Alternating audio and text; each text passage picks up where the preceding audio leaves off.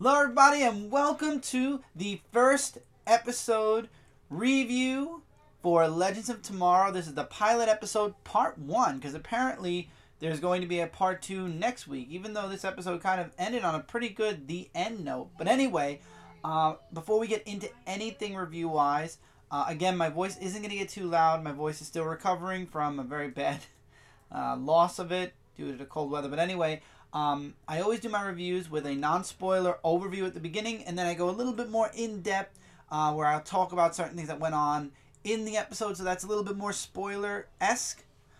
So for those of you that didn't watch it, you definitely stick around for the first part and see if it's something you'd like. And for those of you that did watch it and want to hear more of my thoughts on the entire episode, you can stick around for the ending.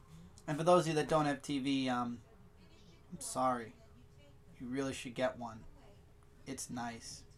But anyway, I'm going off topic. Legends of Tomorrow, when I saw the preview for it, when I saw the teaser for it, I knew I had to check out at least the first episode to see if I'd like it. It would be the first CW show in a very long time that I grabbed from the premiere episode. I missed The Flash. I missed Green Arrow. This is kind of a composite of both teams. So, or from both shows. So I was very happy that this is something, at least in that universe, that I could grab onto. So it opened up with Rip Hunter, who is a time traveler, assembling a team. You guys know this all from the preview. Assembling a team of heroes and 2 villains, Captain Cold and Pyro, to go on a journey to stop Vandal Savage from destroying the Earth in the future. So they want to stop him back, before he became Vandal Savage. We find out that there's a huge connection between him and Shiera and Hawkman, which is really cool. Jax doesn't want to end up... Everybody has to kind of decide if they want to go or not, and Jax is kind of the one that doesn't want to go on this journey, and he kind of gets tricked into going. I won't spoil how in case you didn't see the episode yet. But they embark on this journey, and they're being chased by this Time Lord, Kronos, who's trying to stop Rip Hunter, and we find out why towards the end of the episode. And there is a twist at the end of the episode, kind of. But this is a really nice episode. They do travel. They do time travel for this first episode because they're looking for background on Vandal Savage and how to stop him. Because Vandal Savage, for those of you that don't know, he's an immortal. He has immortality and is able to gain immortality a certain way. I won't spoil that either, but we find that out in this episode.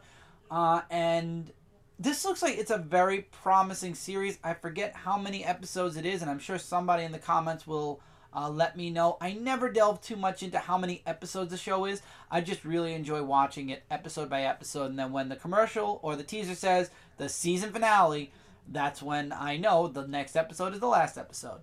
So all in all, my overview of this episode, this was a really great first episode. I was not expecting to really, really enjoy it a lot. There were 2 really great action scenes. One that didn't matter so much. It was just really I'll spoil this much. It was a bar fight, more or less. The other one was really, really great, and that's kind of, that was them against Kronos. I'll say that as well, without spoiling it. And both scenes were really, really good. I enjoyed it. I liked the character development. I didn't know White Canary. I feel like I can relate to her a little bit now through watching this episode. Firestorm I knew through Flash, so that's a character I knew already. Adam, I'll tell you guys, Brendan Routh really embodies Adam very well. And it was funny, but in the beginning of the episode, this is a little kind of spoiler, but not really, when Adam's making his decision and he's talking to Green Arrow, which is Oliver, he says, "I died once and nobody noticed I was dead," or the world kept going on. I immediately thought about Superman Returns, where Superman went off into space and everybody thought he was dead or gone forever, and the world just moved on and continued on. So I kind of felt like Brendan Routh was kind of talking about Superman Returns a little bit, and it was kind of funny, even though he wasn't obviously talking about Superman Returns or Superman. But it's so funny how his and Ray Palmer's characters are alike, except Ray Palmer did die and come back. It was really good, though. I definitely would recommend. If you did not get to see Legends of Tomorrow, I would definitely recommend checking it out. Somehow, I don't know if it'll end up on Hulu like Flash and Green Arrow, but if it does, definitely check it out. And that's my overview. So for those of you that don't want spoilers at this point, you can pause this video, put it in your watch later pile, and come back later because we are about to get into the thick of it, so to speak. So the whole Okay, so I'm giving you the chance. And here we go. The beginning of the episode, it opens up with Rip Hunter abducting all of the people that he wants on his team of time travelers, which is Firestorm, Captain Cold, White Canary, everybody. That's the whole beginning of the episode. And then he shows up and says, I need you. Like, they wake up on a roof, and he shows up and says, I need you guys to help me stop Vendel Savage. And they're like, we did that, and it happened during Flash Green Arrow already. And he's like, yes, but one of you left a single cell behind, and he's able to regenerate through that single cell. In other words, you got to wipe this guy completely. Bones, skin, organs, everything. There can't be a speck of anything left from Vendel Savage, or he will regenerate somehow. It's kind of like Cell. It's kind of funny. It's kind of like Cell, which is basically a Dragon Ball Z character that regenerates from a single cell.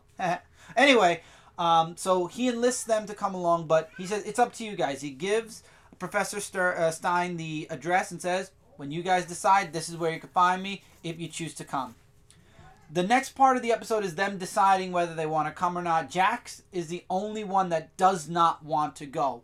You had Adam talking with Green Arrow about how this, it would mean something if he meant something to the timeline, or if he, if he did this, so he wanted to go.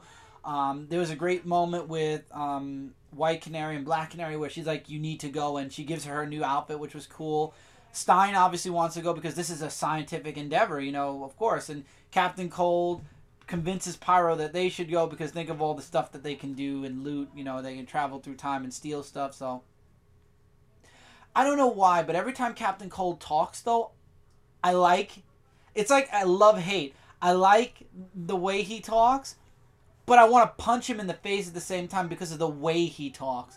It's just the way he enunciates words that makes me want to punch him, but at the same time he sounds cool, so it's like you want to punch him, but you don't because you can live with it kind of deal. So anyway, they all say yes. They go to the address where Rip Hunter left, and we find the Wave Rider, which is his ship, which ironically, Wave Rider was a character in DC Comics pre-New 52, so I kind of found it cool that they named the ship after a character. So if anybody wants to look it up, go check out Wave Rider. I did get a couple of books that had Wave Rider in it, and I hope I'm correct in this, or else I'm going to kick myself later on when I find out it was like something else, but I believe it was Wave Rider. That's what hit me at least first. So they all go on the ship, and they all travel to 1975 to the one person who would be able to give them some information on Vandal Savage. And then we find out there's this guy, Kronos, who's chasing after them. Why? They get to 1975, and it turns out that the person they're looking for is a scientist that's done research not only on Vandal Savage, but he's done research on Hawkman and Hawkgirl, which I completely forgot to mention. Hawkman and Hawkgirl, I'm smart. The way they settled, by the way, how to go, whether they should go or not with Rip, was the way their people do in a fight. And the winner gets to decide, and obviously Hawkman won. So, it turns out that the scientist was Hawkman and Hawkgirl's kid from their previous life. Now, Hawkman and Hawkgirl continue to get killed by Vandal Savage because that's how his immortality continues forth. He kills them, gains their immortality, and is able to move on to the next generation. And Hawkman and Hawkgirl continue to reincarnate. And apparently Hawkman can remember a lot, but Shiera, who calls herself Kendra in the beginning, has a harder time remembering her past or her past lives, whereas Hawkman doesn't. So the scientist gives them a little bit of info. He gives them a book that he made on Vandal Savage because Vandal Savage killed his parents, who were Shiera and Hawkman. And she wants to take him with them because it turns out the reason they got to talk to the scientist was because he died that day. So she wants to prevent him from being killed somehow. So Shiera and Hawkman convince Rip to take the scientist with them. While on the ship, they left Captain Cold, Pyro, and White Canary behind because they weren't needed for this part of the mission. So they decide, hey, I'm going to go out and we're going to go get a drink. They go to a bar. They get into a bar fight. The action scene was awesome. It was funny how when Captain Cold and Pyro jump in, it just becomes this big bar brawl, and it was awesome. But then they all come back to the ship because the ship is being attacked by Kronos. And Professor Stein actually feels Jax, because they have a connection because of Firestorm. And how he got Jax to go, funny story, he drugged him. Knocked him out cold, and he woke up on the ship, and it was too late to turn back. So they make it back to the ship. Awesome fight between Kronos and everybody happens. It was really cool. They speed away, and then the ending was the big twist. It turns out Rip Hunter, this is the biggest spoiler of the entire episode, Rip Hunter lied about almost everything. Rip Hunter no longer is a Time Lord. He gave that up when he decided to chase after Vandal Savage, because Time Lords aren't supposed to have families. But he not only had a family, he not only fell in love with somebody, he had a kid. And Vandal Savage killed both of them. So now it's kind of like a revenge deal, but at the same time, he wants to also save the timeline because the world is going to end because of Vandal Savage. And he relinquished his Time Lordship, and it turns out Kronos is part of the Time Lords, and he's chasing after Rip Hunter to prevent him from changing the course of time. And he basically lied to all the heroes. They're not legends. It turns out they're just, the time, after 100 years, they don't matter. So it didn't matter if any of them died on this mission. And that's where I kind of have to question that. At that moment I did on Twitter, I said, Adam, Hawkman, and Hawkgirl definitely matter in a lot of events that happened in DC. Especially Adam. So I kind of didn't agree with that. But then I love how during this whole, they had to re-decide if they wanted to stay or go home. During this time, when they go back to Rip and give them their decision, which all of them decide to stay, even Jax decides to stay, they say, you know what? Maybe we weren't legends in your future, but we're going to make our own decision about our own lives when we get home. But first, we're going to help you. We're going to start our lives by helping you take down Vandal Savage. So they decide to take down Vandal Savage. Unfortunately, Shiera and Hawkman's son dies in this episode because of the fight between Kronos, and they obviously, that's how history, and I love how Rip actually said, you know what, our biggest enemy isn't going to be Kronos or anybody we're going, or even Vandal Savage. It's going to be time itself, and I'm really excited to see how that's going to play in as the episodes come out, and we get to see Vandal Savage at the end, and it turns out Vandal Savage gets his hands on a nuke at the end of the episode, and that's how it kind of ends, and it's still in 1975. Right now, they escape Kronos and go into limbo, which I'm surprised they didn't mention the vanishing point, but I guess that's later on, or maybe the vanishing point is where the Time Lords are. I don't know yet, but apparently they're in limbo right now. That was widely abbreviated. Once again, even though I mentioned spoilers, that was a widely stretched review of the episode, or overview of the episode with spoilers. This was really great. I enjoyed the action. It felt really good. It flowed nice. The characters, the character development in this was very good. For characters I didn't know, I felt very comfortable with by the end of the episode. The interaction between characters was really good. Rip Hunter's character really interests me. And it's kind of funny that Rip had a son, because in the comic books, Rip Hunter's father is Booster Gold. So I'm wondering if that will play in at some point. If Booster Gold, or they did have Booster Gold in Smallville, so I don't know how they would play it into the Arrow Flash U. But it would be really cool if at some point they brought a Booster Gold episode in, or they made mention of Booster Gold at some point. That would be really cool. But I guess we'll have to wait and see later on what happens when it comes to Rip's character and with Rip in general. Although Booster Gold did not have an English accent, so it'd be very interesting to explain that. Anyway, this was an excellent episode. I loved it. From the action to the storytelling to the setup, this was a great pilot part 1. If there is a part 2, which obviously there is next week, I can't wait to see where we go with pilot part 2.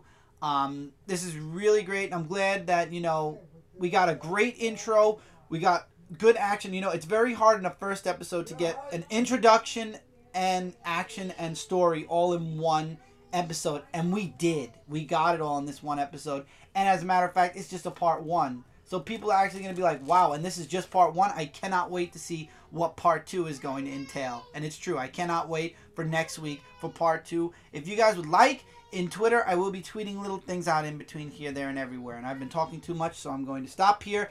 It was an excellent episode. Let me know what you guys thought of the first episode of Legends Tomorrow. This was the season and series premiere. What did you guys think? This all sped out of the Flash Green Arrow crossover, which I actually missed, so I'm kind of sad I missed it. I might go back on Hulu and check that crossover at least out. I am far behind on Flash. I have to catch up there too. But this is a great first episode. I cannot wait for next week. Let me know in the comments below what you guys thought of Legends of Tomorrow. While you're down there, there's a bunch of links in the description below. Check them out in your spare time. Links to all the awesome sites that I work on, like Comic Frontline, Zone 4 Podcast, Frontline Gaming Zone, and Last Ember Press. And until next time, everybody, take care, keep reading, keep collecting, and I will see you guys in the next video.